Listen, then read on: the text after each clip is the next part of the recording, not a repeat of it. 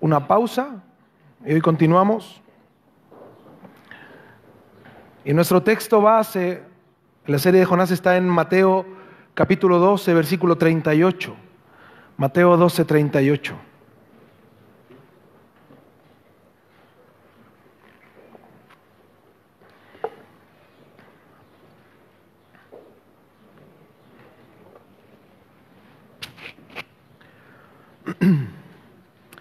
Dice, entonces respondieron algunos de los escribas y de los fariseos, diciendo, Maestro, no nos olvidemos que los fariseos y escribas estaban contra Jesús. En ningún momento reconocían ni su deidad, ni reconocían su expertise como maestro de la palabra. Lo que hacían ellos era siempre adularlo. Fíjate que el ser humano siempre busca la adulación. Y ellos creían que con adular a Jesús lo iban a hacer caer. Por eso la Biblia siempre nos previene de que la adulación no viene de la gente que ama al Señor. El que ama al Señor no adula a otro, adula a Dios. ¿Sí me explico? Cuando yo veo algo bueno en otra persona, ¿a quién agradezco? A Dios. A Dios. Por eso cuando alguien hace buenas obras, un verdadero creyente sí agradece, es generoso, ama, pero a quien en verdad reconoce es a Dios. Nosotros reconocemos que Dios es el dador de todas las cosas. Entonces estos hombres solo querían adular a Jesús, y no nos olvidemos que solo un fariseo se le acercó a Jesús con un corazón realmente honesto, pero dice la Biblia que Nicodemo vino de noche, en lo oculto, ¿verdad? Dice, entonces respondieron algunos de los escribas y de los fariseos diciendo, Maestro, deseamos ver de ti señal. Vimos la clase anterior que los falsos profetas y falsos maestros pueden incluso dar señales. Es más, falsas señales que acarrean el corazón de los hombres, que caminan hoy en este evangelio en pos de señales, no en pos de la palabra. Y hoy vemos a cientos de miles de personas caminando en pos de señales. Es más, yo venía ahora de camino acá a la iglesia y vi que se puso una iglesia que es muy conocida por su sistema carismático acá bien cerca. Y una construcción así, pero impresionante. De verdad impresionante. Y mi esposa decía, ¿por qué? Dice, los que actúan de esa manera tienen los recursos, tienen todo para hacer esa clase de obras. Pues sí, es muy simple. Las señales acarrean multitudes. Y las multitudes, al ver señales, se vuelven generosas. ¿Por qué? Por las señales. Pero no por el evangelio.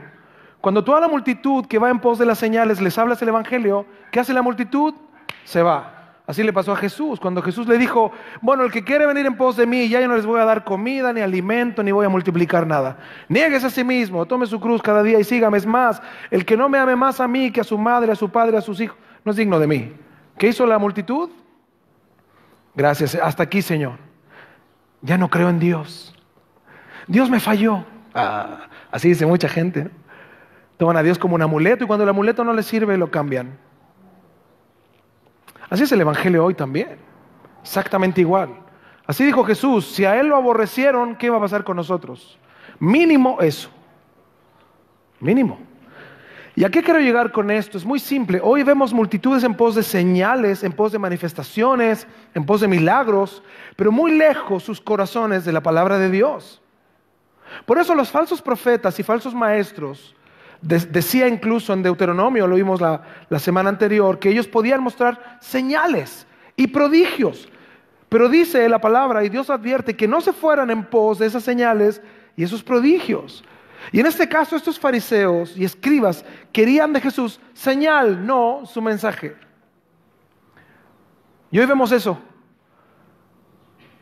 Hoy vemos eso. Mucha gente solo quiere señales, manifestaciones. Sentir algo. Si no sienten algo, sienten que fueron a perder el tiempo a la iglesia. Así de cruda está la cosa. Y si sienten algo, no se acuerdan de nada más que su sensación. Tú pregúntale a una persona que va a una iglesia que es en extremo carismática. Le dice, ¿cómo estuvo hoy el culto? Dice, bueno, dice. ¿Y por qué? No sé, pero bueno. No tiene ni una explicación lógica. Porque viven en pos de emociones. Lo que puedan sentir, lo que puedan ver, lo que puedan percibir. El otro día escuchaba un mensaje y uno de los pastores principales allá en casa de oración dijo, Una enseñanza muy simple pero muy verídica. Dijo que había una persona esperando afuera a alguien que estaba en la iglesia. Ve que siempre la gente que nos acompaña no quiere entrar, se quedan afuera ahí esperando a ver qué.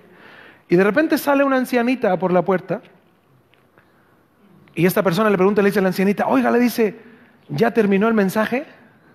La ancianita dice, no, dice, apenas voy a comenzar a vivirlo.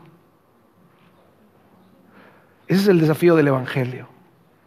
No es cuánto escuchas, no es cuánta sana doctrina tienes en la mente, sino cuánto de eso practicas. Esa es la adoración a larga. Esa es la verdadera adoración que Dios demanda de sus hijos. Por eso dice que estos hombres deseaban ver de Jesús señal. 39. Él respondió y les dijo, la generación mala y adúltera demanda señal, pero señal no les será dada sino la señal del profeta Jonás. Jesús fue bastante tajante, dice, la generación perversa, moralmente pervertida, quienes dicen tener una relación con Dios, pero en realidad son idólatras y ególatras, ¿demandan señal? ¿Quieren que yo les muestre que soy el Mesías, el Hijo de Dios? 40. Porque como estuvo Jonás en el vientre del gran pez 3 días y 3 noches, así estará el Hijo del Hombre en el corazón de la tierra 3 días y 3 noches. Solo esa señal verían, la muerte de Jesús, y también sabrían de la resurrección de Jesús. 41.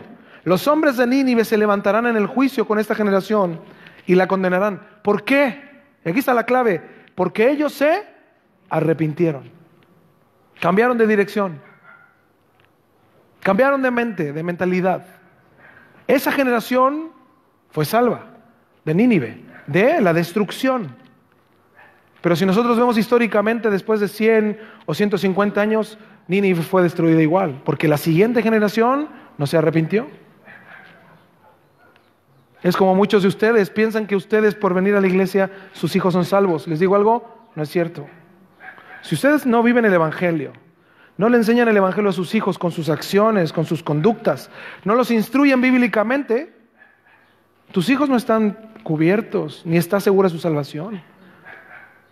Por eso, mira, esto es importante que lo entendamos. El pastor de la iglesia soy yo, para algunos lamentablemente, ¿no? Para otros felizmente. Pero el pastor de tu casa eres tú. O sea, tu hijo tiene que decir esto. ¿Quién es el pastor? Yo. ¿Pero quién es su pastor? Tú. ¿Quién tiene que guiarlo al Señor? Tú. ¿Quién tiene que hablarle el evangelio? Tú. ¿Quién tiene que vivir ese evangelio? Tú. ¿Yo te puedo ayudar? ¿Pero en quién tiene que poner su mirada tu hijo? En 2 personas, en Cristo y en ti. Qué responsabilidad, ¿no? Wow. 41. Los hombres de Nínive se levantarán en el juicio con esta generación y la condenarán porque ellos se arrepintieron a la predicación de Jonás. Y he aquí más que Jonás en este lugar. O sea, alguien superior a Jonás está aquí y ustedes no quieren arrepentirse. Entonces sabemos que no es la señal, es el mensaje. Debemos estar atentos al mensaje, no a las señales. Dice la Biblia que hay falsos y habían falsos en medio del pueblo. Asimismo, en medio de nuestro pueblo hoy cristiano hay falsos, mensajes torcidos, opuestos a la palabra de Dios. Por eso yo les decía que en Deuteronomio 13 Dios nos advierte que en medio de la iglesia iban a haber falsos que anunciarían sutilmente otro mensaje. Es más, iban a mostrar con señales y sueños, y estos iban incluso a cumplir. Pero Dios va a permitir, dice la Biblia, que se cumplan esas señales de falsos para purificar su iglesia, para que los que viven en pos de las señales se vayan con las señales, y los que viven en pos de Cristo se queden y permanezcan en Cristo. Para que cuando venga el gran día de que el Señor venga por su iglesia, o tú te mueras, ¿sabes lo que va a pasar? Directo al lugar. Dios purificó su iglesia. Y tú sabes si estás aquí hoy en pos de señales o en pos del Señor. Solo tú lo sabes, y Él también.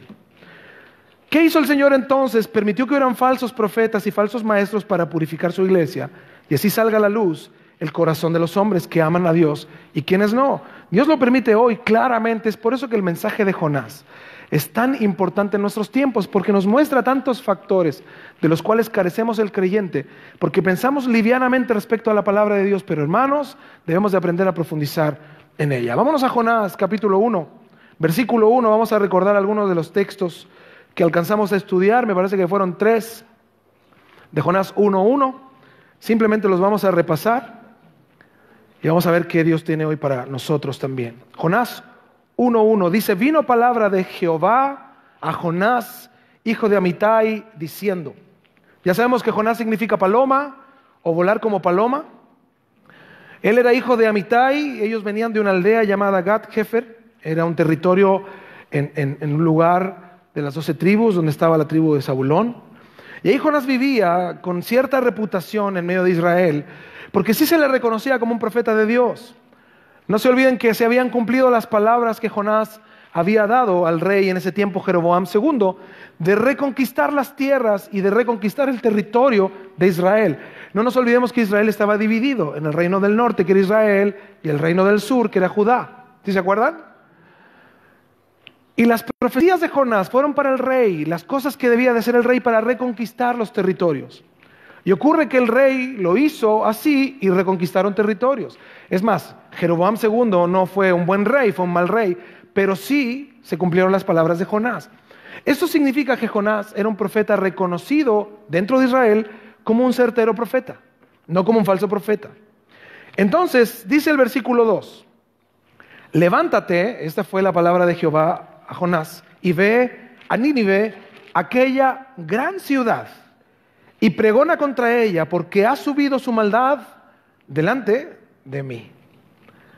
Si recordamos, la ciudad de Nínive era la capital del imperio asirio, y se cree en ese tiempo que era la ciudad más grande del mundo.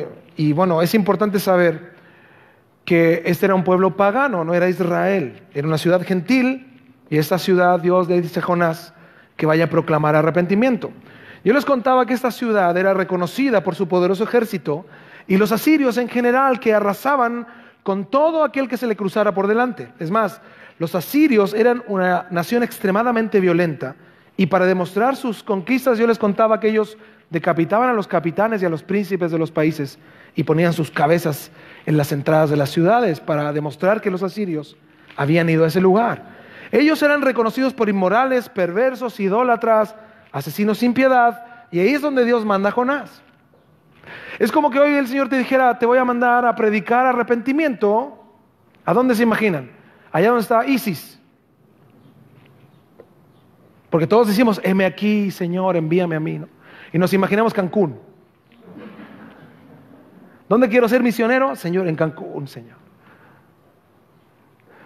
Pero si Dios te manda a ISIS a pregonar el evangelio, ¿qué harías? ¿Irías?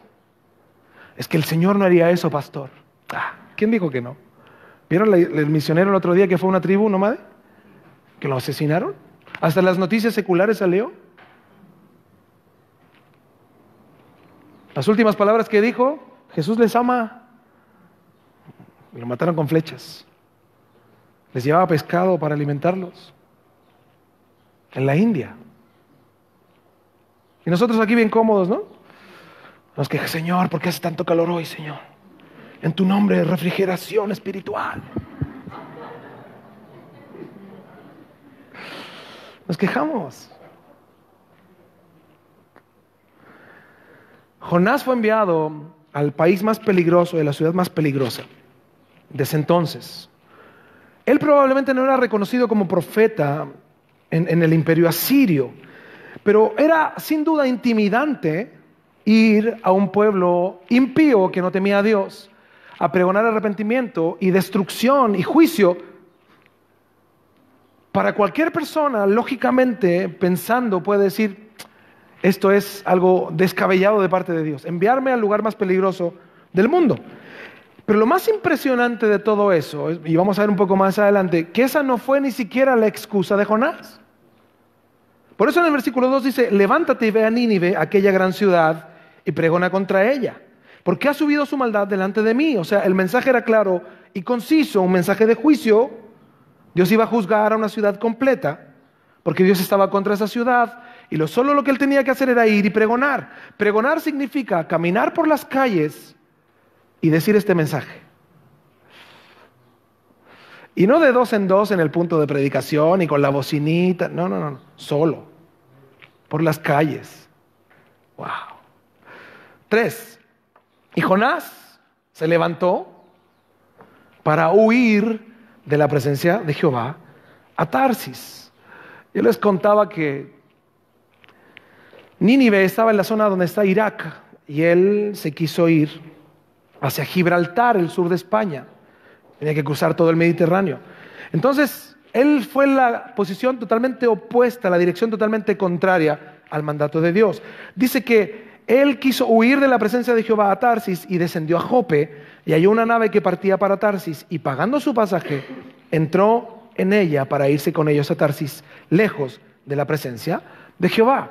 Y hasta aquí nos quedamos hace 2 semanas, el pecado de Jonás, la rebelión. Y yo les contaba que la palabra huir, en el hebreo es la palabra barak, que significa alejarse repentinamente, desvanecerse. Y yo les decía que la idea de Jonás era alejarse. O sea, al momento que Dios le hablara, le dijera, ¿te acuerdas que te mandé a Nínive? Jonás le dijera, Señor, estoy lejos, no puedo ir yo, estoy muy lejos.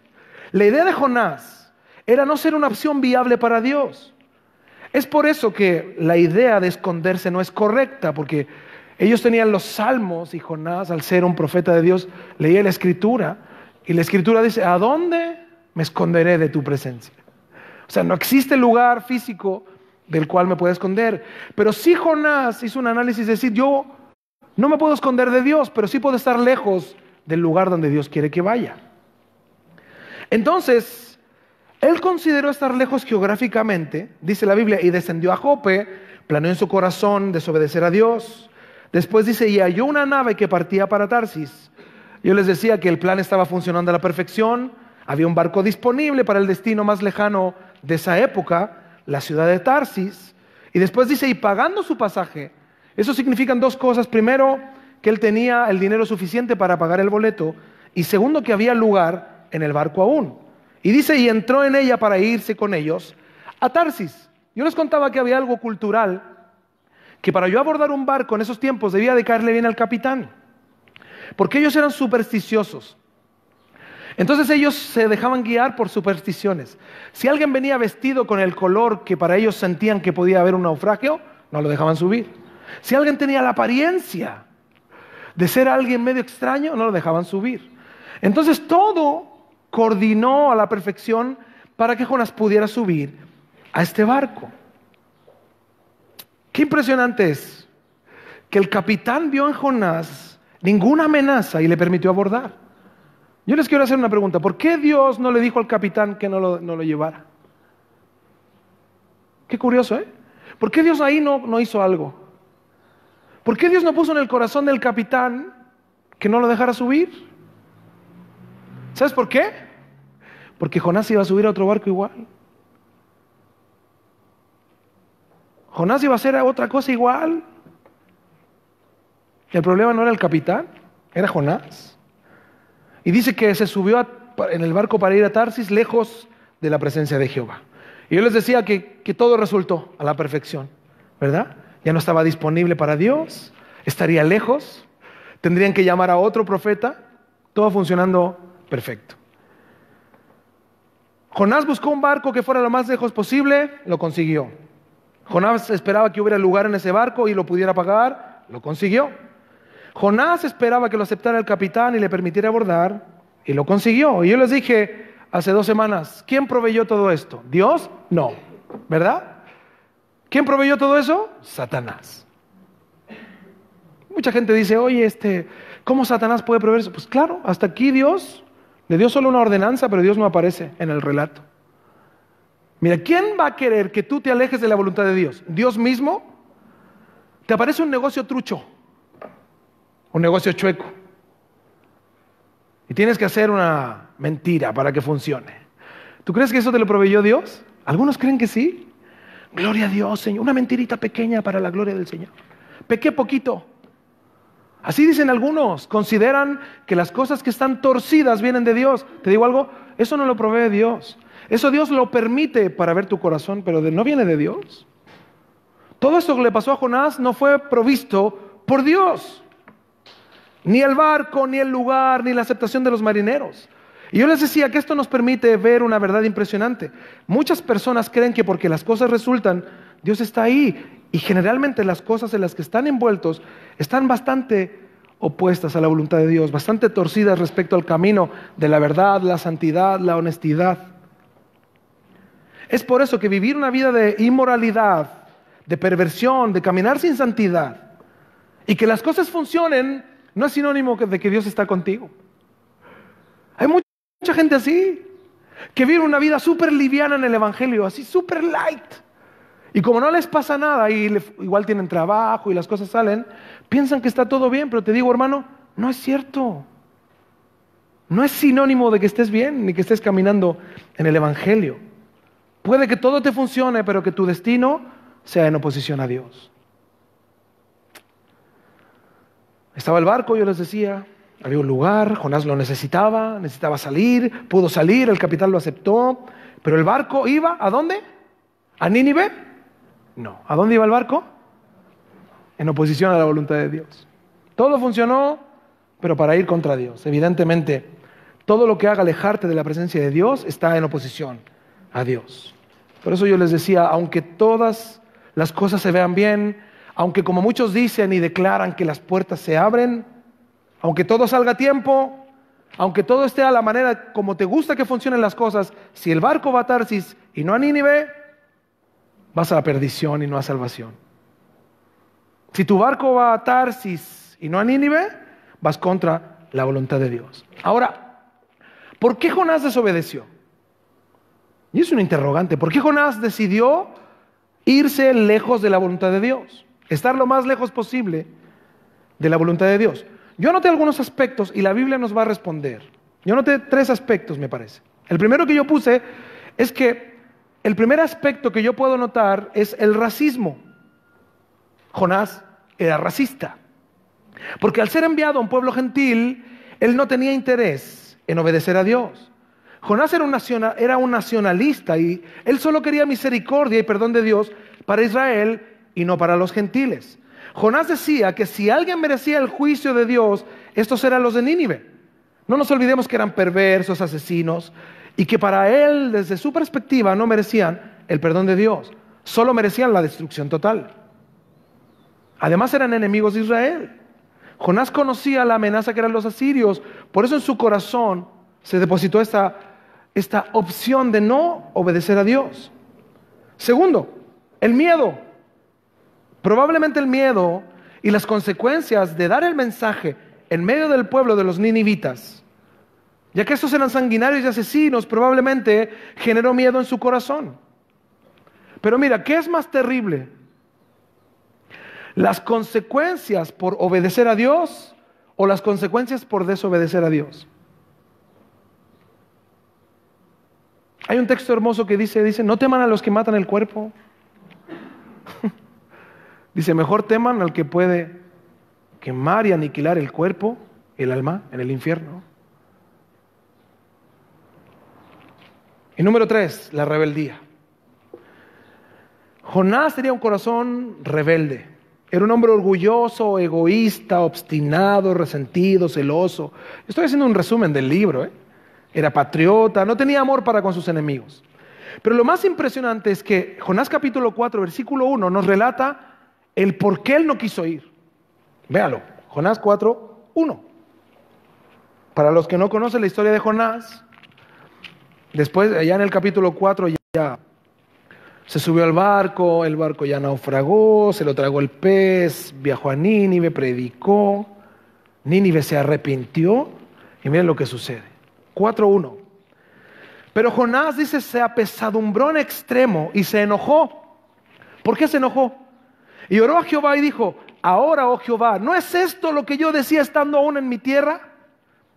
Por eso me apresuré a huir a Tarsis, porque sabía yo que tú eres clemente y piadoso, tardo en enojarte y grande en misericordia, y que te arrepientes del mal.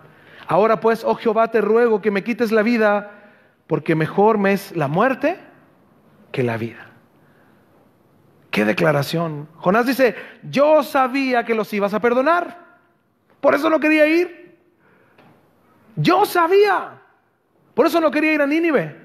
Jonás nos da una muestra de su corazón. Él quería solo una cosa, para Nínive, que no se arrepintieran, que Dios los destruyera. Por eso, para él era impensable llevar un mensaje de juicio a una ciudad completamente perversa, porque sabía que el mensaje venía de Dios. ¿Y cómo es Dios? Dice la Biblia, misericordioso y perdonador, para con quienes genuinamente se arrepienten. Los asirios, fíjense, eran crueles asesinos, mataban sin piedad, abusaban de quienes se pusieran enfrente. Pero cuando este hombre fue a dar el mensaje, ellos se arrepintieron de corazón, de verdad, de verdad. ¿Qué nos muestra este texto? ¿Cuál fue la razón por la que Jonás no quería ir a Nínive?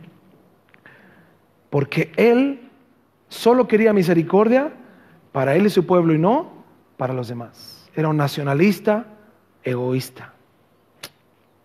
¿Cómo eran los reyes de Israel? Inmorales, eran perversos, torcidos. ¿Pero qué quería Jonás para su rey? Gracia y misericordia, y para los otros pueblos no.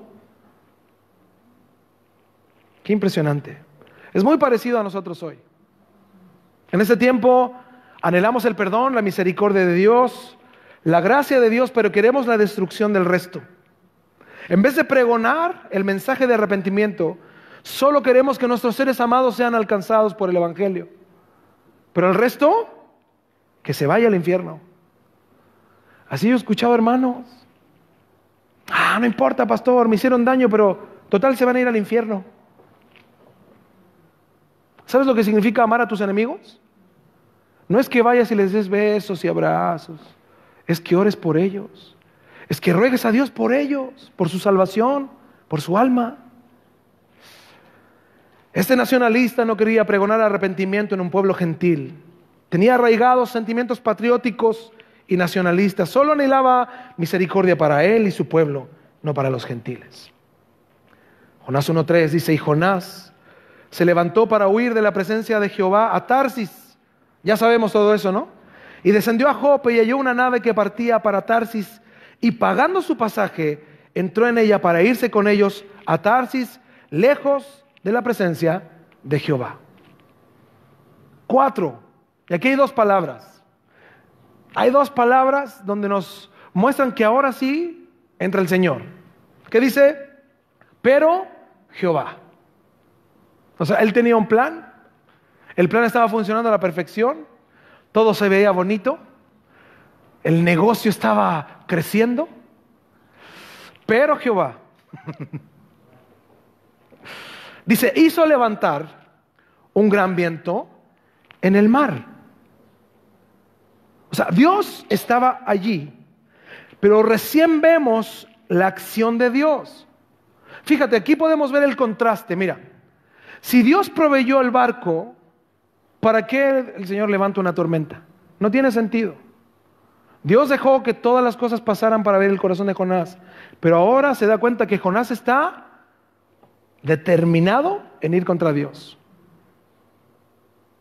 ¿Y qué dice Dios en vez de dejarlo? Fíjate la gracia de Dios.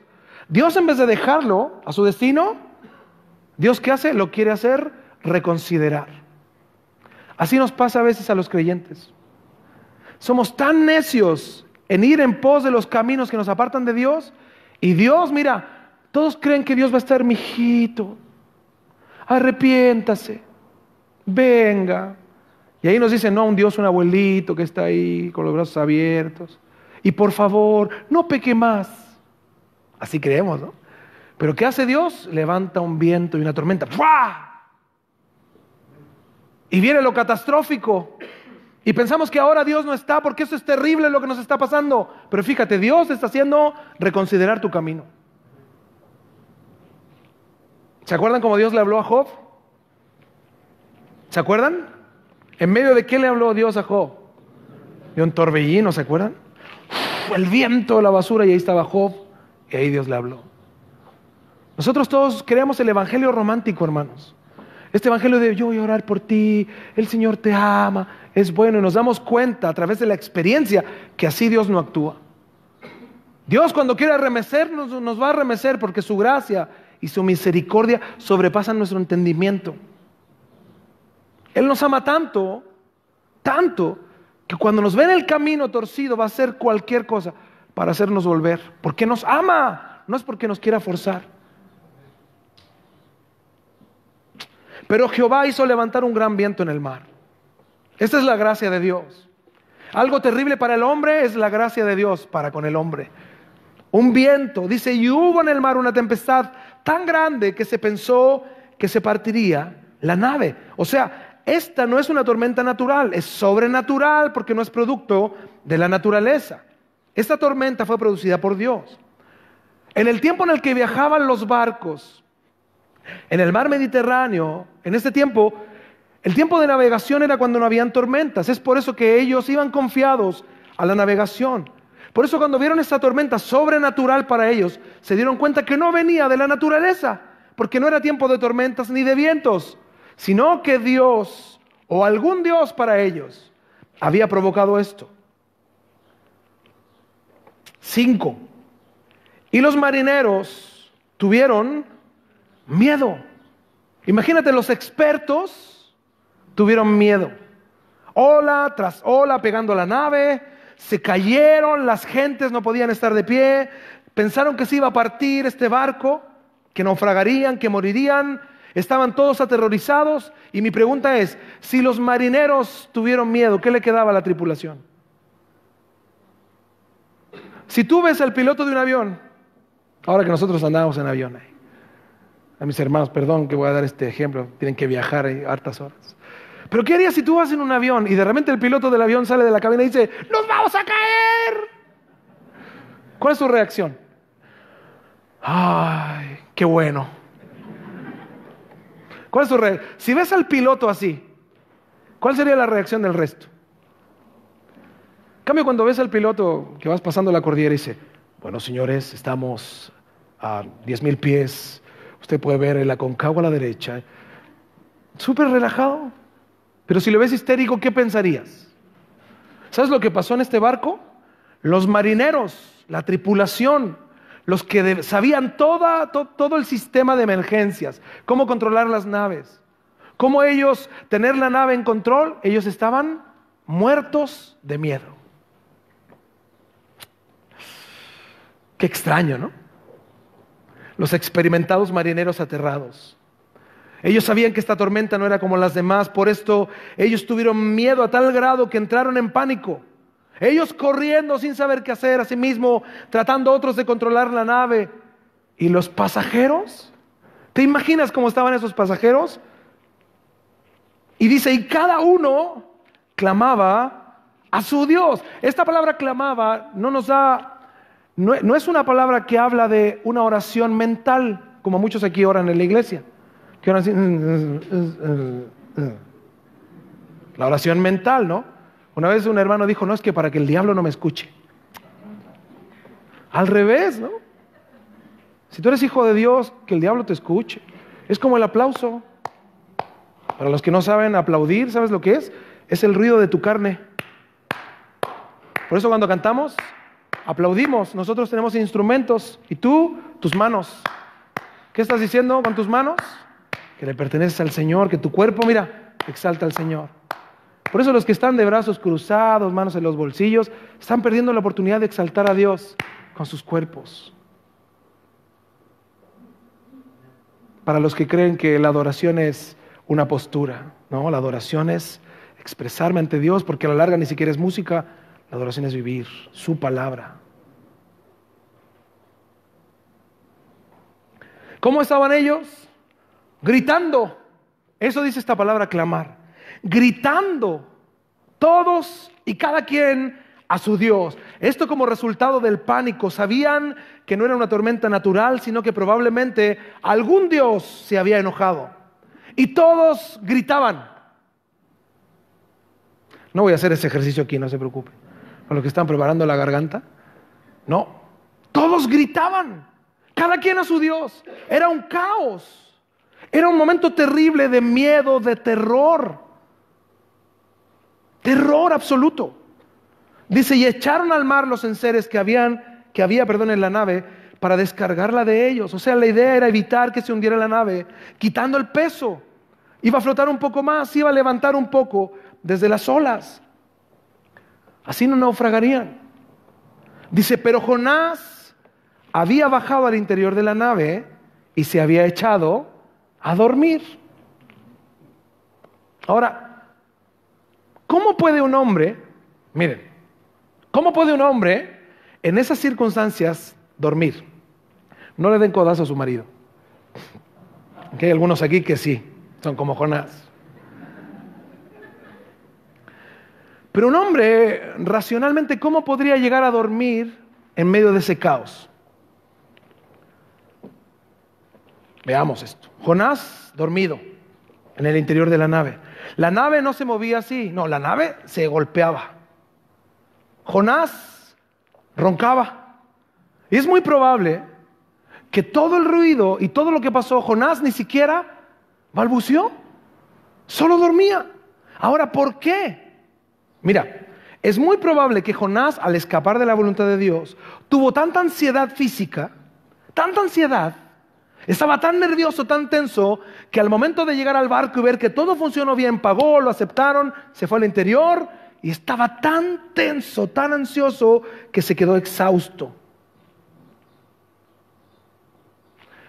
Así vive el que debería de ir en el camino de Dios y va en un camino de perdición. El que conoce el Evangelio. Puse un ejemplo. Mira, si un hombre quiere engañar a su esposa y sabe que eso es contra Dios, ¿qué tiene que hacer? Primero, sabe que está mal en su conciencia, sin duda. Segundo, tiene que pensar en cómo hacerlo para no ser descubierto. Primero, que su esposa, que lo conoce muy bien, no sospeche.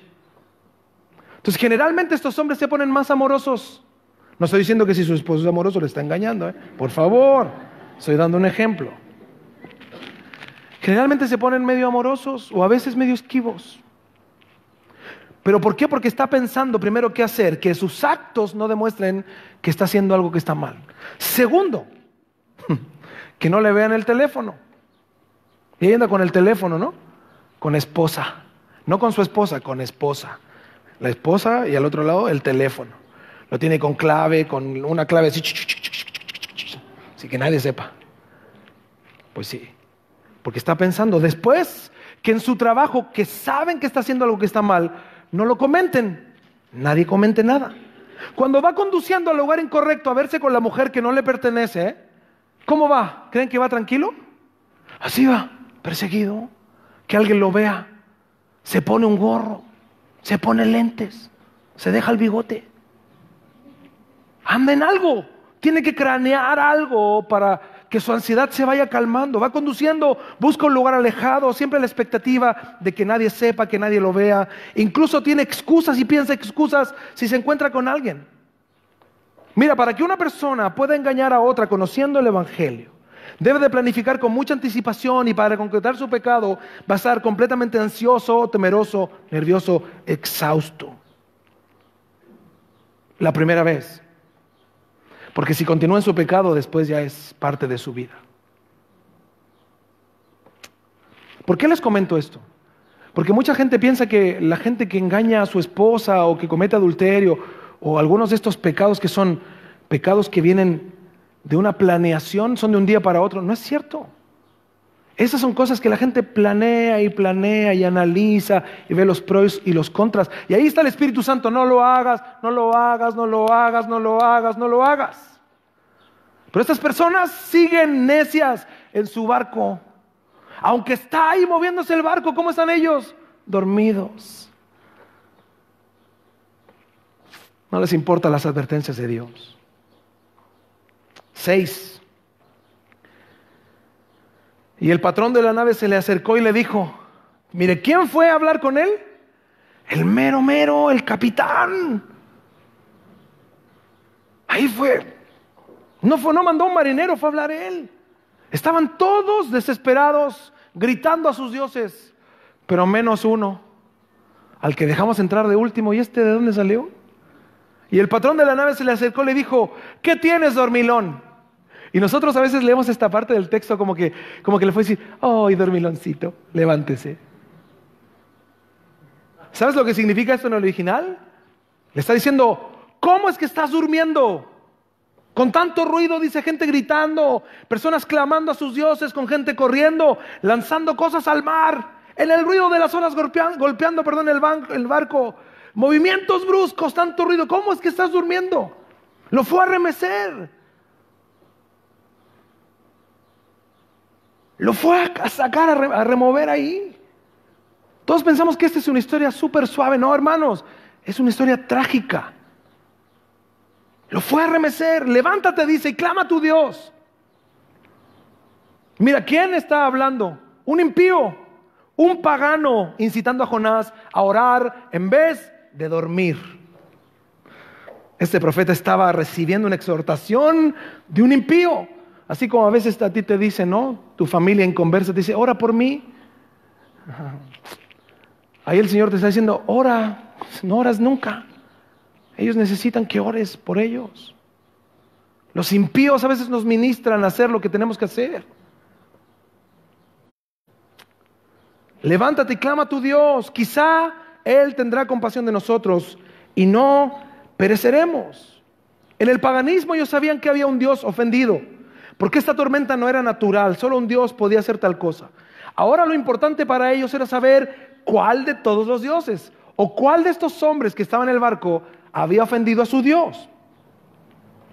Porque ellos sabían que alguien en el barco había ofendido a un Dios y lo iban a descubrir. 7. Y dijeron cada uno a su compañero, venid y echemos suertes para que sepamos por causa de quién nos ha venido este mal.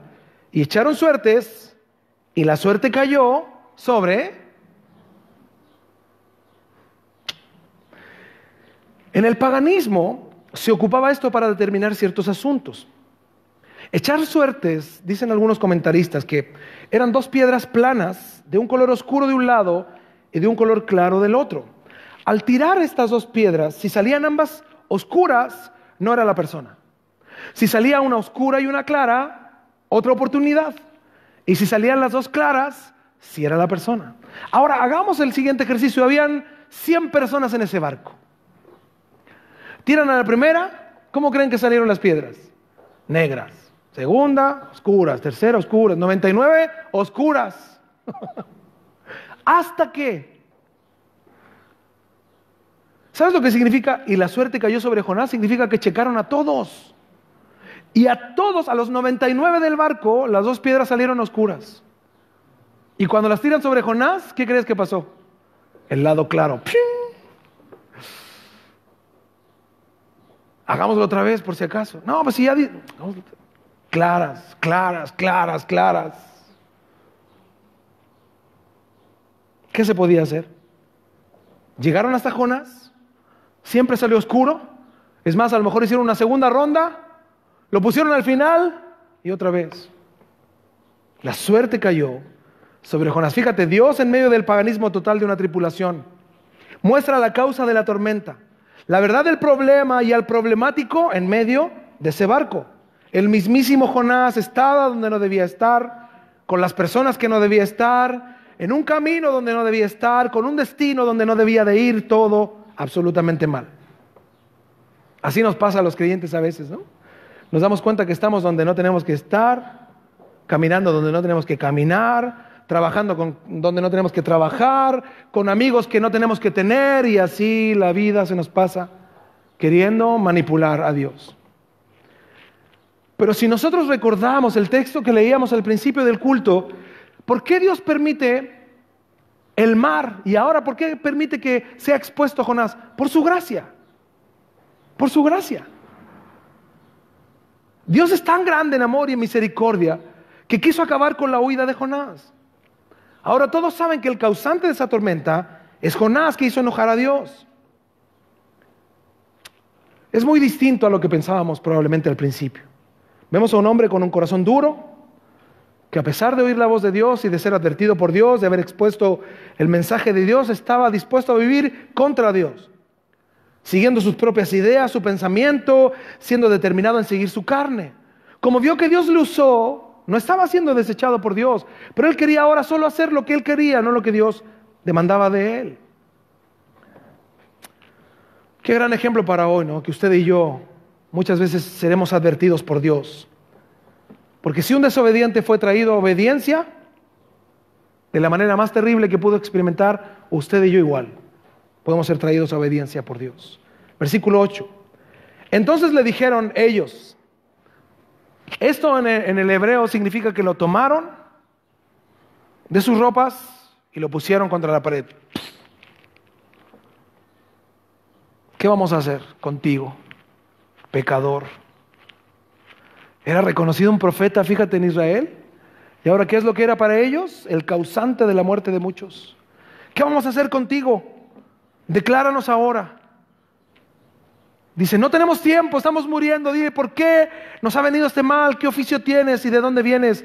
¿Cuál es tu tierra y de qué pueblo eres? Ellos están tratando de entender quién es este hombre por el cual están padeciendo esta terrible tormenta en la que todos creen que van a morir. 9. Y él les respondió, soy hebreo y temo a Jehová. Ahora, ¿verdad? A su manera. Dios de los cielos, que hizo el mar y la tierra. Y aquellos hombres, dice, temieron sobremanera. O sea, mientras Jonás les contaba la historia de todo lo que hizo, de desobedecer a Dios, ir en busca de un barco que fuera lejos, pagar el pasaje, caerle bien al capitán para poder ir, y estaba tan exhausto de saber que estaba haciendo mal, que se quedó profundamente dormido. Todo por su odio a los asirios, por su racismo contra una nación pagana a la que no quería pregonar arrepentimiento, sino que esperaba el juicio de Dios. Y le dijeron, ¿por qué has hecho esto? Porque ellos sabían que huía de la presencia de Jehová, pues Él se lo había declarado. La desobediencia de uno puso perdón a muchos en riesgo. Te digo algo, hermano, si te consideras obediente a Dios, analiza. Porque si tú eres desobediente a Dios, mira, los que te rodean saldrán afectados por tu desobediencia. Eso nos muestra este texto. La desobediencia de uno afectó a muchos. Muchas personas creen que ellos pueden ser desobedientes a Dios y no afectan a nadie. Te digo algo, muchas personas, a los que te rodean, a tus familiares, a los que estén cerca de ti, si tú vas contra Dios, los vas a afectar. Los vas a afectar. 11. Y le dijeron, ¿qué haremos contigo para que el mar se nos aquiete? Porque el mar se iba embraveciendo más y más. Él les respondió, clamemos al Señor, arrodillémonos, tomémonos de las manos y postrémonos ante el Señor. Él es un Dios perdonador, un Dios grande en amor y en misericordia. Él puede calmar la tormenta. Vengan, arrodillémonos delante del Señor. ¿Qué dijo Jonás? Tomadme y echadme al mar, y el mar se os aquietará. La necedad del hombre, ¿no? La necedad del hombre. En ese momento no se le ocurrió clamar a Dios, claro. Pero probablemente para muchos es debilidad ser obedientes. Para muchos, en vez de postrarse al Señor, postrarse a los pies de Cristo, no muestra una fortaleza espiritual. Para muchos incluso pierden su hombría. Las mujeres sienten que se ven mal ante sus esposos y las ven arrodilladas buscando del Señor, clamando del Señor. Qué corazón tan duro de este hombre. Dice, porque yo sé que por mi causa ha venido esta gran tempestad sobre vosotros. Jonás podría haber clamado a Dios, decirle que ya había entendido que iría a Nínive, pero ¿qué había en su corazón? Mira, si Dios calmaba la tempestad, ¿dónde se iba a ir Jonás? ¿A Nínive? Igual quería irse a Tarsis. ¡Qué increíble! Igual se quería ir a Tarsis. Él prefería morir en vez de clamar a su Dios y decirle, ya entendí, Señor, voy donde tú me digas, ya entendí. No, él dijo, tírenme al mar. Él no sabía que vendría un pez. Nosotros sí, pero él no. ¿Qué creen que él pensó que vendría un pez? Tírenme al mar, total, Dios tiene un pez esperándome. Una ballena, como algunos piensan. Él no sabía nada. Él prefería morir. 13. Fíjate, por la actitud de Jonás, que él prefirió morir, dijo, este es mi momento de morir, y solo con mi vida podré calmar la tempestad. Y aquellos hombres trabajaron para hacer volver la nave a tierra. Mas no pudieron porque el mar se iba embraveciendo más y más contra ellos. Fíjate, Jonás les dice, tírenme al mar. Y los marineros impíos le dicen, ¿cómo te vamos a tirar al mar? Clama a tu Dios. Mientras nosotros hacemos volver la nave, tú arrodíllate, pide perdón, arrepiéntete. Y Dios a lo mejor si te perdona, se calma esto y nos permite volver para que vayas donde tienes que ir. Pero Jonás se puso a clamar a Dios. Los otros tratando de hacer volver la nave y Jonás ahí, duro de corazón. No, con los ninivitas no, prefiero morirme. Prefiero que se me acabe la vida. Qué increíble que los impíos mostraban más misericordia hacia Jonás que Jonás hacia ellos. Hicieron todo lo posible en sus fuerzas para hacer volver el barco a tierra. Todas sus técnicas, pero todo empeoraba. Ellos sabían algo, estaban luchando contra Dios. 14. Cuando ellos se dieron cuenta que luchaban contra Dios y que era imposible todo, dice, entonces clamaron a Jehová y dijeron, te rogamos ahora, Jehová, que no perezcamos nosotros por este duro de cabeza. Pues sí. Te rogamos, Señor. Te reconocemos como Dios. Pero por favor, Señor, dos cosas. Primero, ¿por qué morir nosotros por culpa de este hombre? Dice, ni pongas sobre nosotros la sangre inocente. O sea, ni tampoco que muera por nuestra causa, porque tú, Jehová, has hecho como has querido. Fíjate, en vez de Jonás rogar a Dios, ¿quiénes rogaron a Dios? Los paganos.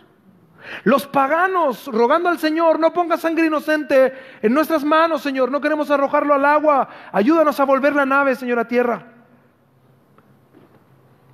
Pero declararon y dijeron, pero sabemos que tú has enviado esta tormenta sobre él y tú sabes por qué.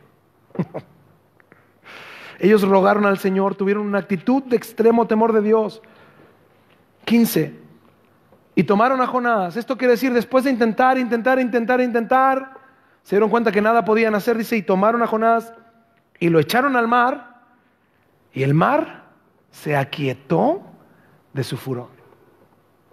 Estamos hablando de alta mar, en una tormenta. Esto quiere decir que lo tiraron y no lo vieron más. No lo vieron más. ¿Y qué pasó con la tormenta? Qué impresionante.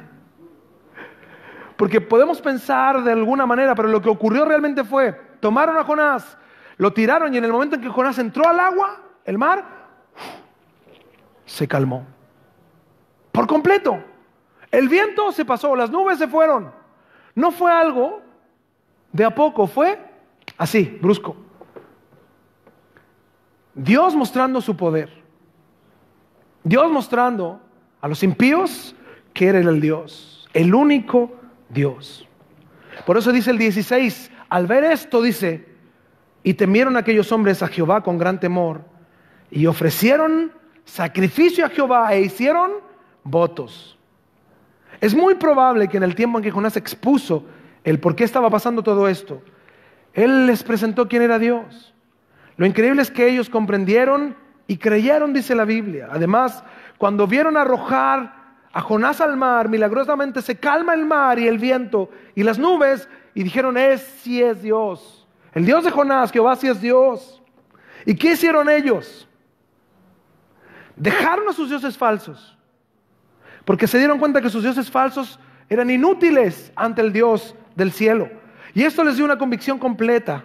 ¿Qué hicieron primero ante el gran poder de Dios? Ofrecieron sacrificio de expiación. ¿Cuál es el sacrificio? ¿Se acuerdan? La muerte de un inocente por los culpables. Evidentemente no era una persona, sino la muerte de un animal. Sacrificio de expiación. Pidieron perdón por sus pecados a la manera de Dios y prometieron servirle toda su vida. 17. Pero, ¿qué dice? Jehová tenía preparado, ¿qué dice? Un gran pez que tragase. ¿Se imaginan la escena? O sea, Jonás nunca pensó que el pez iba a ser el submarino usado por Dios. Él pensó literalmente que era la comida de este pez. Por eso dice, pero Jehová tenía preparado un gran pez que tragase. Esto quiere decir que lo tomara con, a lo mejor, no sé, una tonelada de agua y ¡fua! Adentro. Y estuvo Jonás en el vientre del pez 3 días. ¿Y qué más? La señal que pedían los fariseos y escribas. 3 días y 3 noches Jesús, dice, en el centro de la tierra, y Jonás en el vientre de un gran pez. Para terminar, este pez, así como el viento, el mar, nos muestra la gracia de Dios.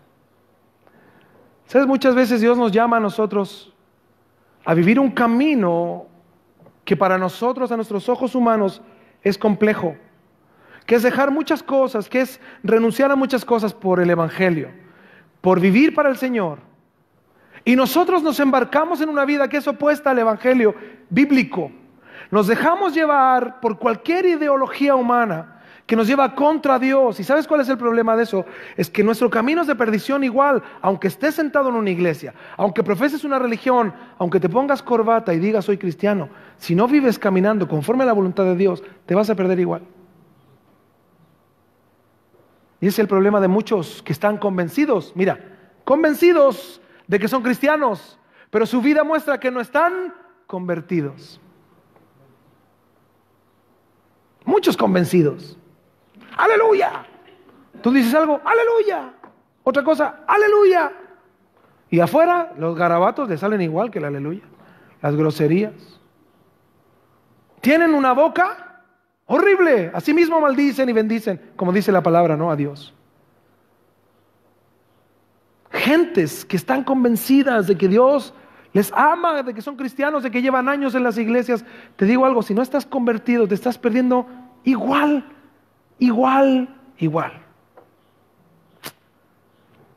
Dios tenía una misión para Jonás. En este capítulo hay 3 palabras que se mencionan, una palabra que se menciona 3 veces, que es la palabra gran o grande. Dios lo mandó a una gran ciudad, evidentemente para una gran misión, que una ciudad numerosa se arrepintiera. Él tenía que pregonar arrepentimiento y salvación en esta gran ciudad. Pero como Jonás no quiso cumplir esa gran misión, ¿qué le vino? Una gran tormenta, y después se lo tragó un gran pez, todo grande. Una gran misión tenía, un gran llamado a una gran ciudad. Pero en vez de tener esa gran misión y de caminar en esa misión, esperan 2 cosas grandes igualmente. Hermanos, si los cristianos seguimos viviendo en rebeldía y autosuficiencia sin rendirnos a los pies de Cristo, en vez de ser enviados y ser útiles para grandes misiones que Dios tiene para nosotros, solo viviremos en grandes tempestades, grandes problemas, grandes dificultades y grandes calamidades.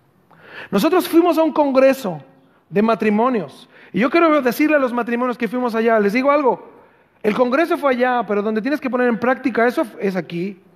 Asimismo nosotros escuchamos hace 2 semanas atrás, 3 semanas atrás, un congreso que nos confrontó con la voluntad de Dios. Te digo algo, ese evento pasó, la emoción se acabó. ¿Sabes lo que ahora tienes que hacer tú? Practicar eso. Eso es el Evangelio. El Evangelio no es oír, hermanos. El oír la palabra es solo una parte. Por eso dice la Biblia que no tenemos que ser oidores olvidadizos, que no nos acordamos de qué hablaron, ni de qué está pasando, sino hacedores de la palabra. Incluso así mismo lo grafica Jesús, el famoso Sermón del Monte, cuando termina en el capítulo 7. Dice que el que es oidor de la palabra y no hacedor es el que construye su casa en la arena. Dice que vienen vientos, ríos, lluvias y lo único que ve es calamidad. Piensa que está estable en algo, pero el final de su vida será perdición igual.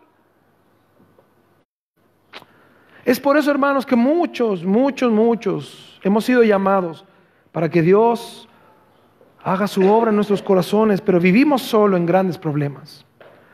Ya sabemos, hermanos, que los justos sufrirán. Vimos 28 semanas el libro de Job. Pero hay muchos que se consideran justos a sí mismos. Y sus sufrimientos son producto de su pecado, de su desobediencia, de su terquedad con Dios.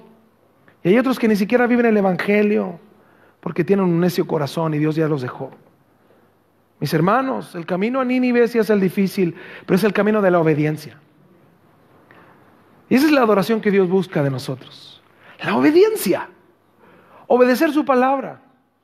Fíjate, si nosotros hoy analizamos un texto muy simple que leíamos al principio, pero poderoso en el sentido de comprender la palabra. Nosotros solo damos gracias a veces por los alimentos. Con suerte oras por la comida que vas a comer. Y oras rápido porque se te puede enfriar.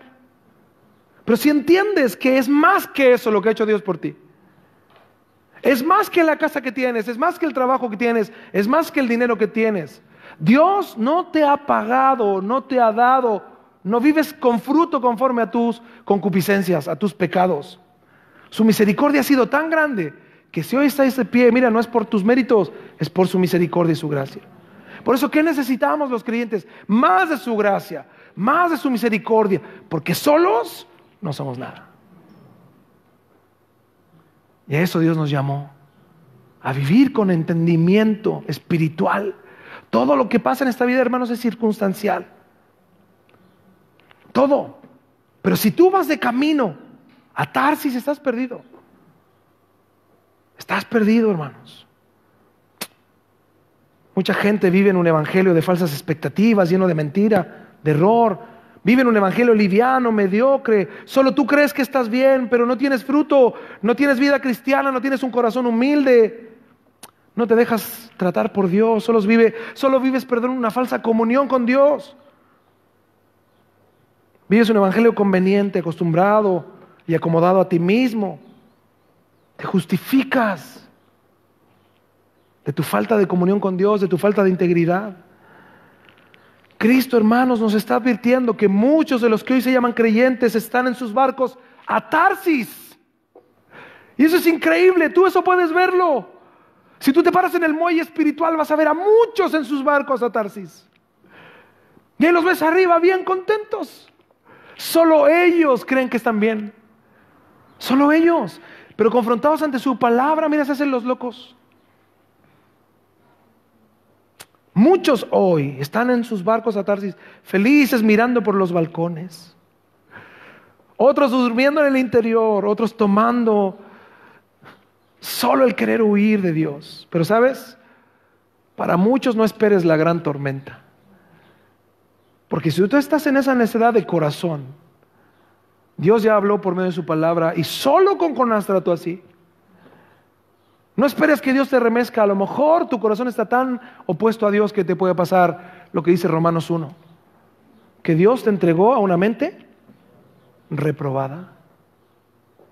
O sea, ya ni la tormenta te hace entender.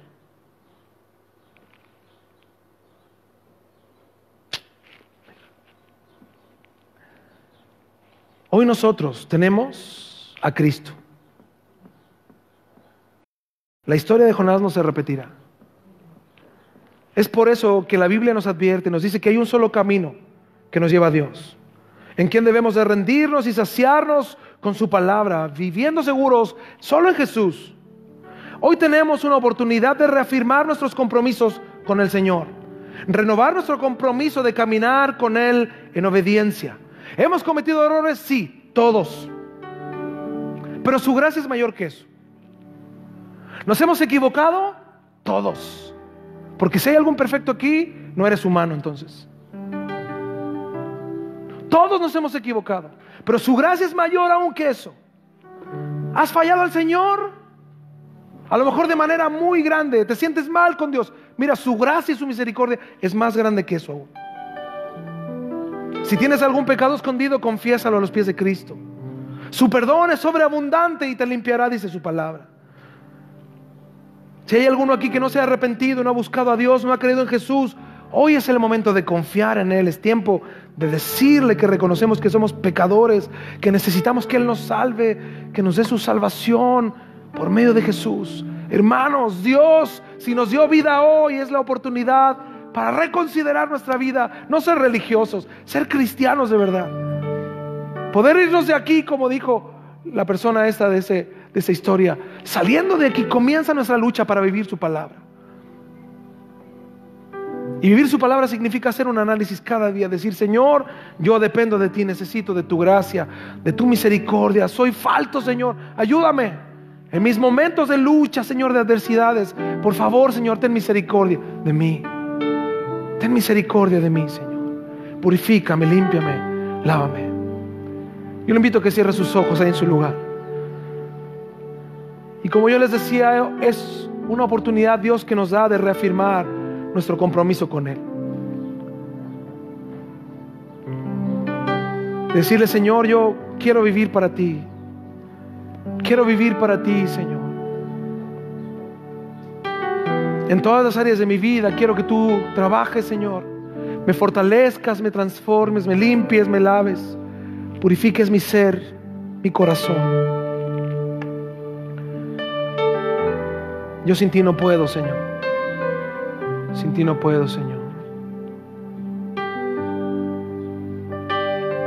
Sin ti no puedo, Señor Jesús. Te damos gracias, Señor, por tu palabra, porque nos confronta a vivir una vida, Señor. Una vida que te honre, una vida que te adore, una vida que te reconozca como Dios, una vida, Señor, que viva constantemente en un análisis, Señor, en un sacrificio contra las cosas del mundo. Negarnos, Señor, a las cosas del mundo, caminar en pos de la santidad, Señor, que requiere el poder tener comunión contigo. Como orábamos en la mañana, Señor, a veces rogamos, Señor, por nuestros hijos, para que tú los guardes, Señor, los libres del mal, pero a veces nuestro mal ejemplo provoca que ellos no crean en ti. Por eso ayúdalos a ellos, Señor, en medio de una sociedad tan inmoral, tan perdida, tan perversa, Señor. Ayúdalos, fortalécelos, Señor, pero también ayúdanos a nosotros a ser ejemplo para ellos, Señor, a no contaminar nuestros labios, nuestro corazón, nuestra mente, nuestras acciones, Señor, con un mundo inmoral y perverso. Gracias te damos, Señor, por todo lo que has hecho, porque tu palabra nos insta, Señor, nos recuerda,